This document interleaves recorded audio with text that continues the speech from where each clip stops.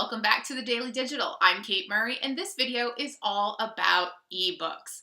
Over the last 9 years, I have been fortunate enough to publish 6 different ebooks, as well as 2 regular books, a paperback and a hardcover. So I'm going to be sharing with you all of the methods that I use so that you can get it right the first time. Whether you're a seasoned writer, a blogger, or even if this is your first crack at publishing an ebook, you're going to learn everything you need to know.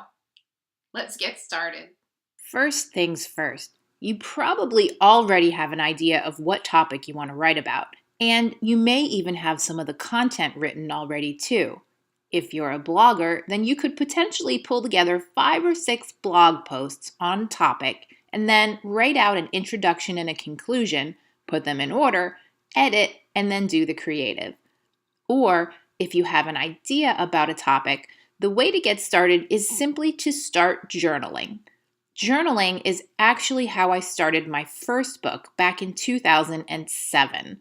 At the time, I was pregnant with my daughter and my mom was very sick. I had a huge belly and I was driving my mom back and forth for chemotherapy treatments to a hospital that was at least an hour and a half away from where we lived. Eventually, when I went into the hospital to give birth, my mom was in a different hospital, so it was a really tough time for me personally.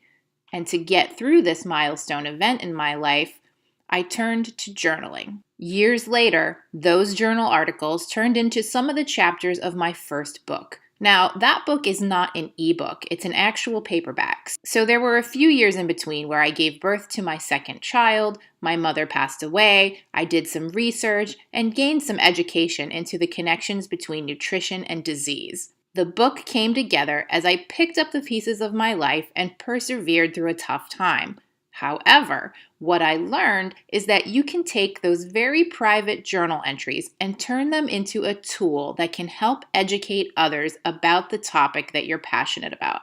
So the first thing I did was to outline the chapters. Now, that changed a little as I worked through writing the book, but it's as simple as starting an outline on a Google Doc and then fitting your blogs or shorter journal entries into each chapter.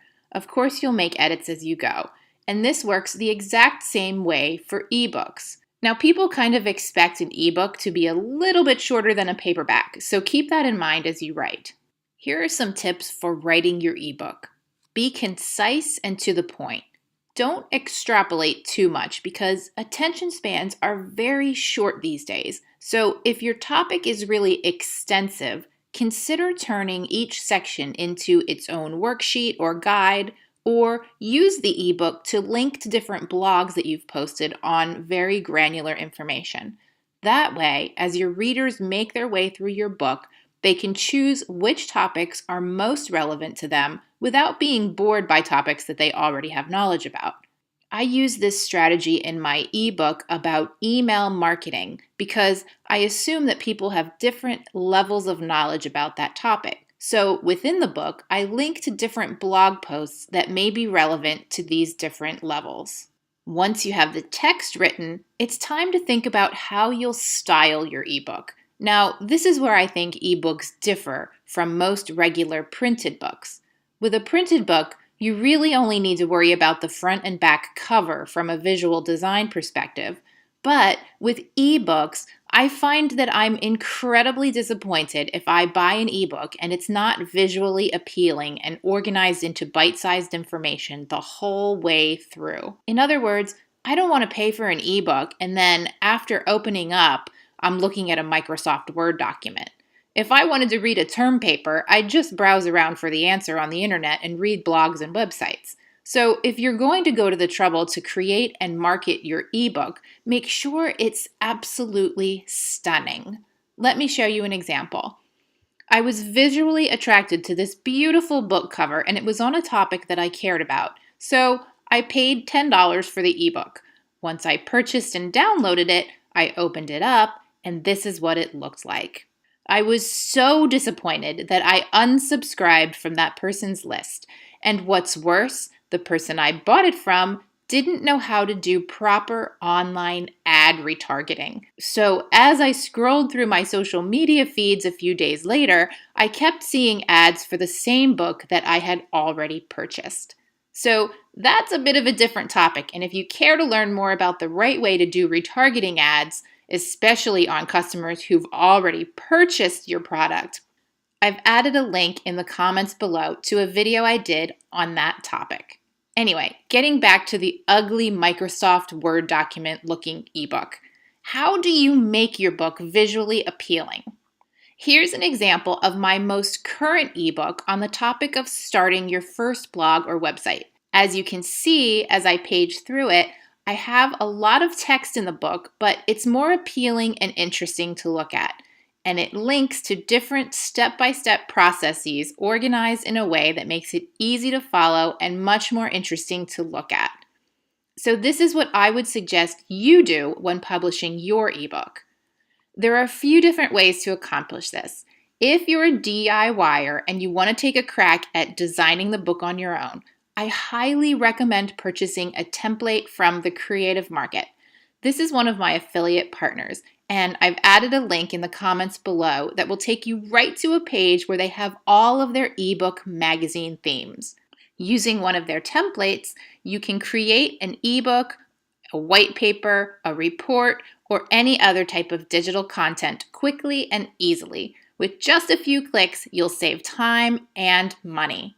Most of the themes are already pre-formatted in an 8.5 by 11 size, which makes it easy for people to both read on their device as well as print. Digital content is all about standing out and grabbing people's attention. If your readers enjoy the experience of reading your ebook, then they're much more likely to get value from your content and keep reading in the future.